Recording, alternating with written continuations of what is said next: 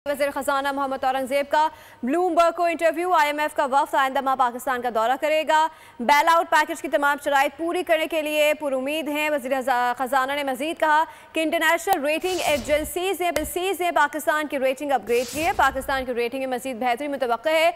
मोहम्मद औरंगज़ेब ने मज़ीद कहा कि मुआशी तरक्की को बरामदात की बुनियाद पर इस्तवार करना चाहते हैं। मज़ीद जानते हैं नुमाइंदा बोल न्यूज़ उमर हयात खान से। जी उमर हयात खान, बताइएगा मज़ीद क्या कहना था वज़ीर ख़ज़ाना का? बिल्कुल, वजीर खजाना ने गैर मुल्की खबर रसां इदारे को इंटरव्यू दिया है और उसके मुताबिक IMF का वफ्द आइंदा माह पाकिस्तान का दौरा करेगा और चीनी मार्केट में पहले पांडा बांड के इजरा का प्लान भी हुकूमत का है और हुकूमत पांडा बांड के जरिए जो है वो $25 करोड़ तक हासिल करने के लिए पुरुमीद है। ये फंड अगले 6 से 9 माह में मिलने का इम्कान है और इसके साथ साथ रवा माली साल माशी शरह नमू 3.5% तक जा सकती है।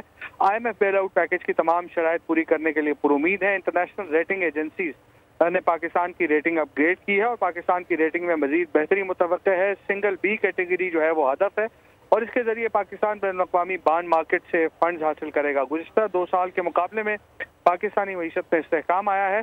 IMF पाकिस्तान से टैक्स बेस में इजाफे का ख्वाहा है। टैक्स टू GDP शरह जो है वो 10.3% तक ले जाने का हदफ है और हुकूमत पाकिस्तान इस हदफ को पूरा करने के लिए पुरअज़्म है। ये बेंचमार्क हासिल होने से माली सूरत हाल मजीद जो है वो बेहतर होगी, पायदार होगी और अब हमें पायदार मुआशी ग्रोथ की तरफ तवज्जो देना होगी। मईशत का बुनियादी DNA तब्दील करने पर तवज्जो मरकूज है और मुआशी तरक्की को बरामदात की बुनियाद पर इस्तवार करना है। जी उमर हयात खान तफसीलन आगाह कर रहे थे, आपका शुक्रिया।